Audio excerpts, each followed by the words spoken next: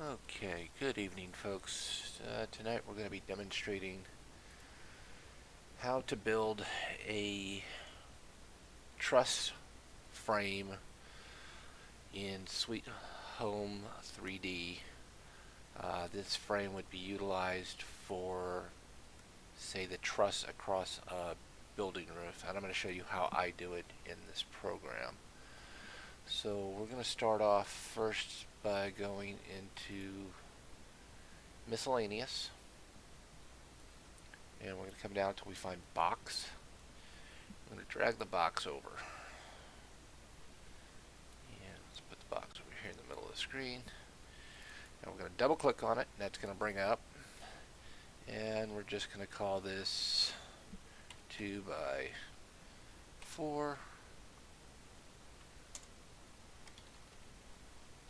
truss sample. I use long words because, hey, I'm crazy. So we know that it's a 2x4. Now what we have to do is set the width. So we're going to set the width to be 3.5 inches. We're going to set the depth to be, let's make that 15 feet. Oops, 15 feet. And we're going to make the height 1.5 inches.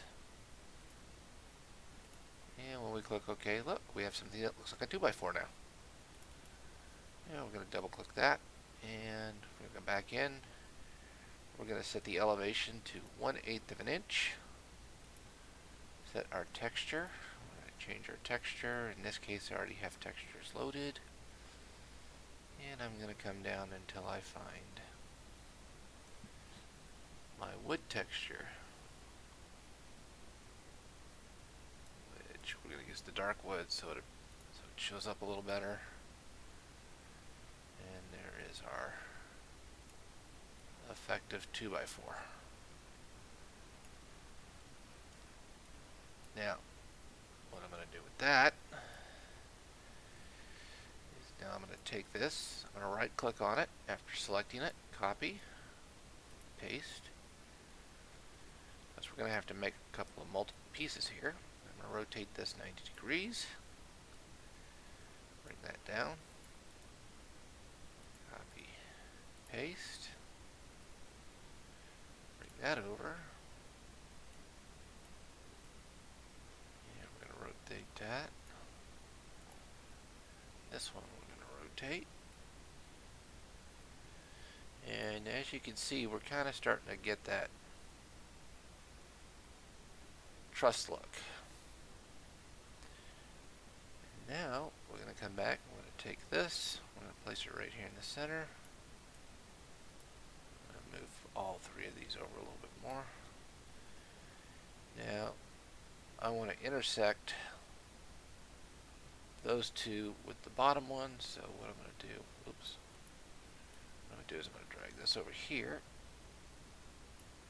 so that, sorry, drag it the wrong way, drag it over to this side, so that intersects.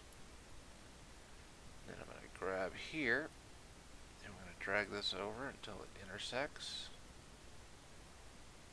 And we're going to make sure that we try to keep our dimensions. Double click that. I'm going to change that back down to 3.5. Okay.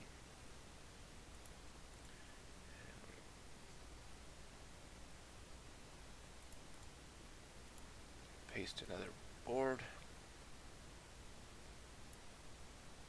For those of you Harry Potter fans, I just made the Deathly Hallows insignia minus the circle.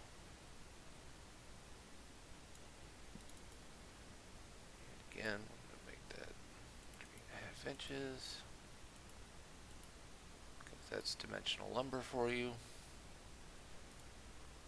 Paste one more time.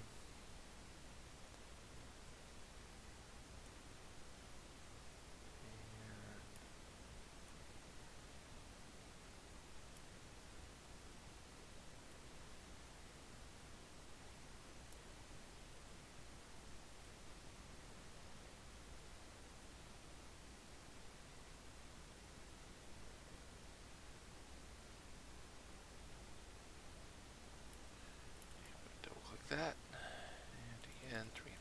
images. Okay. We're going to copy this and paste it. And we're going to rotate this to the other direction, to 45. We're just going to put that in place. And this is what you wind up with. That's a rough truss. I mean, you can get in there and make it look better or worse. It's all up to you. This is just a quick diagram on how I do this. Now, here comes for the fun part. What we're going to do is we're going to select everything by either dragging across the entire field or individually holding down the Shift key, selecting each one of the items in the image. And we're going to go up here to 3D view. And we're going to export to object. We're going to give this a name. Test rafter truss. We're going to save it. Now the important part is this section right here where it says export to object. Do you want to export only the items selected in the plan or all home items with the ground at an elevation of 0? What you want to select is export selection. If you select export all, you're going to get this bizarre occurrence in the background when you go to view this in 3D. And I'm going to show you what that looks like here in a second. So I'm going to do export selection. And here, we're going to give it a second. We should get a pop-up here. Okay. That's done. So now we're going to go in to furniture. We're going to import furniture, choose a model. We're going to go choose our rafter that we've designed. Once I find it again. Oops. Test rafter truss. Open. Continue. Now, what you want to do is you see as we're opening this, you see how the top view is currently showing it laying flat. What you want to do is you want to set that down one. So the top view is now that, and the perspective is that. Click continue. I'm going to add this to catalog. I'm going to call the catalog entrance roof. I'm going to leave the elevation as it is. Movable, adjustable color. Click OK, click finish, and there it is. Now, in our 3D environment, which is going to be completely hosed because this exists, cut that out. In our 3D environment, now we have a standard truss that you can put on top of your model. Now let me show you what happens when you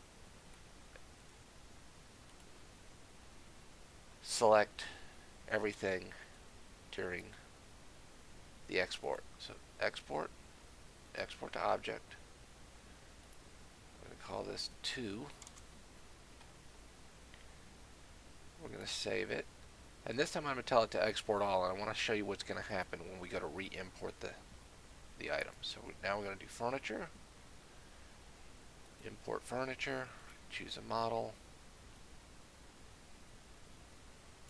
truss 2, open. Now you see here, you see how it's got that gray box around it?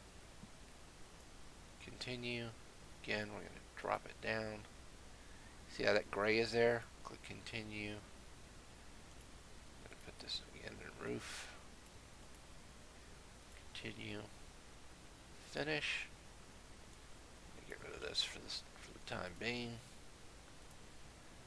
so that we can see our 3D model. Now it doesn't look out of the ordinary, but watch what happens when I spin it 180 degrees. See, now you've got that, and that obscures it. So it's very important that when you do the export to object,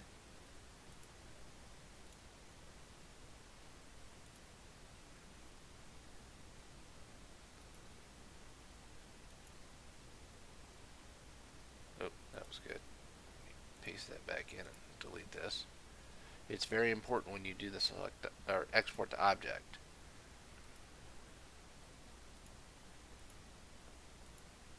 that you tell it to export the selection only.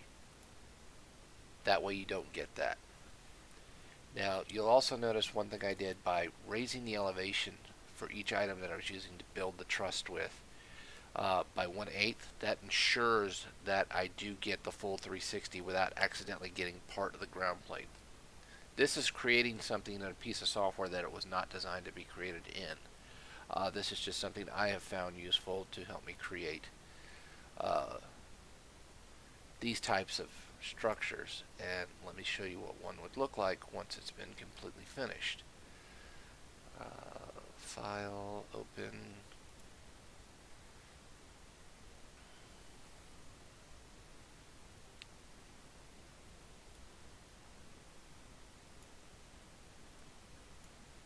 Here is a completed stick frame build with trusses installed and everything, showing what a stick frame house would look like with this type of rafter system installed on 16 inches on center.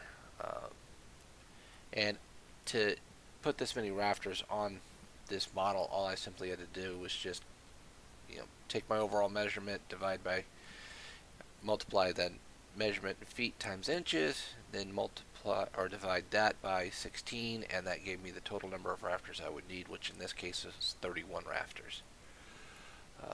But that's math, and you can figure that out for yourself. So hopefully this helps you in designing your own trussing systems to do this type of modeling, if you are doing this type of modeling in this program. Thank you and have a good night.